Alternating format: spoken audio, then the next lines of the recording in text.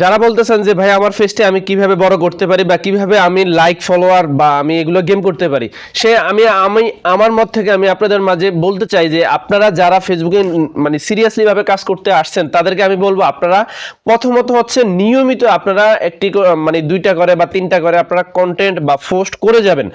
আর দ্বিতীয়ত যে কথাটি সেটি হচ্ছে আপনারা যারা এখানে আসছেন আপনাদের পেজটি গ্রো করার জন্য, তারা কিন্তু আপনারা আপনাদের অফার যে সমস্ত বন্ধুদের বা অফার যে সমস্ত ভাইদের আপনাদের ভিডিওগুলো আপনাদের সামনে চলে আসে, তখন দেখা যাবে সেগুলোতে আপনারা লাইক কমেন্ট তারপরে রিঅ্যাকশন দিয়ে ভালো মন্তব্য করে যাবেন বা কমেন্ট করে যাবেন। তখন দেখা যাবে আপনাদের তাদের সাথে রিস্ক বা এঙ্গেজমেন্টটা বেড়ে যাবে, সেখান থেকে দেখা যাবে আপনাদের পেজটা গ্রো হতে থাকবে।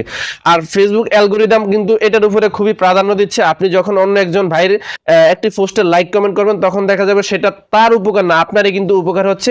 আপনি আপনার পেজটাকে গ্রো করতে পারছেন বা রিচ কিন্তু আপনার পেজটা কিন্তু বেড়ে যাচ্ছে এঙ্গেজমেন্ট হওয়ার কারণে।